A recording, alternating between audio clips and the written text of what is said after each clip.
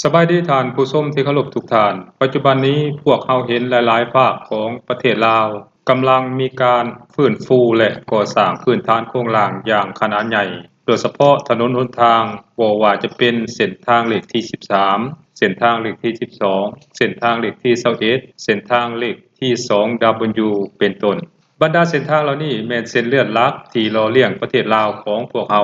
เพราะเส้นทางเหล่านี้แม้นได้ถูกนำใช้เป็นจำนวนหลวงหลายโดยเฉพาะแม่นการเดินทางไปมาระหว่างแขวงกับแขวงเมืองกับเมืองบ้านกับบ้านเป็นต้น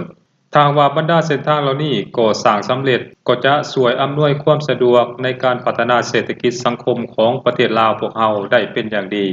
ด้านหนึ่งประเทศลาวของพวกเราก็จะสามารถบรรลุวิสัยทัศน์ในการกลายเป็นประเทศบริการทางผ่านได้ในระดับหนึ่งโดยเฉพาะเส้นทางเลขที่ 12 ที่เน่งแต่เมืองท่าแขกแขวงขมวนหาด่านน้ำพาวชายแดนลาวเวียดนามถ้าหากว่าทางเส้นนี้ก่อสร้างสำเร็จก็จะสามารถช่วยสุกยู่การพัฒนาเศรษฐกิจสังคมและการบริการทางผ่านได้เป็นอย่างดี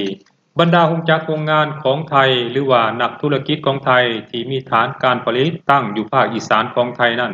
ก็จะเลือกเส้นทางนี้ในการขนส่งสินค้าออกทางทะเลอย่างแน่นอนเพราะเส้นทางนี้มันได้เสื่อมจอดกับท่าเรือวุงอานที่ประเทศลาวของพวกเราเป็นเจ้าของที่สำคัญมันมีระยะทางจากท่าแขกหาท่าเรือดังกล่าวนั้นเพียง140กว่ากิโลเมตรเท่านั้น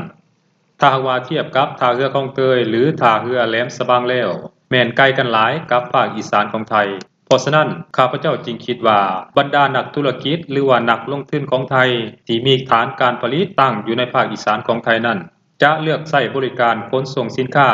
ออกทางทะเลผ่านเส้นทางนี้อย่างแน่นอนท่านผู้ชมจากนั้นพวกเราก็จะมีแรงรายรับจากการบริการทางผ่านได้อีกแรงหนึ่งและเป็นแรงรายรับที่มั่นคงถาวรนำอีกด้วยขณะเดียวกันทางกระทรวงโยธาธิการและขนส่งก็ยังได้คุ้นเคียวให้บรรดาผู้ลงทุนหรือผู้ที่ได้รับสัมปทานก่อสร้างทางรถไฟแต่เวียงจันทน์หาท่าแขกนั้นคุณเขียวลงมือก่อสร้างทางรถไฟแต่เวียงจันทน์หาท่าแขกและแต่ท่าแขกหาท่าเรือวุงอานให้ไวขึ้นเพราะฉะนั้นในช่วงนี้บรรดานักขับขี่หรือว่าผู้ใช้รถใช้ถนนทั้งหลายจงคอยไปคอยมาและมีความระมัดระวังในการขับขี่เป็นอย่างยิ่งในระยะดำเนินการก่อสร้างนี้ข้าพเจ้าเชื่ออย่างยิ่งว่าถ้าว่าการสัญจรการไปมาหาสู่กันมีความสะดวกสบายหลายขึ้นนั้นมันก็จะช่วยเฮ็ดให้การขยายโตทางด้านธุรกิจหรือว่าหัวหน่วยธุรกิจปิ่นอ้อมอื่นๆนั้นมีการขยายโตก้าวกระโดดอย่างแน่นอนโดยเฉพาะภาคการท่องเที่ยวเป็นต้นเพราะประเทศลาวของพวกเรานั้นมีความอุดมสมบูรณ์ทางด้านแหล่งท่องเที่ยวโดยเฉพาะแหล่งท่องเที่ยวทางธรรมชาตินั้นหลายที่สุดอีกประเทศหนึ่งในภูมิภาคอาเซียนตะวันออกเฉียงใต้ของพวกเรา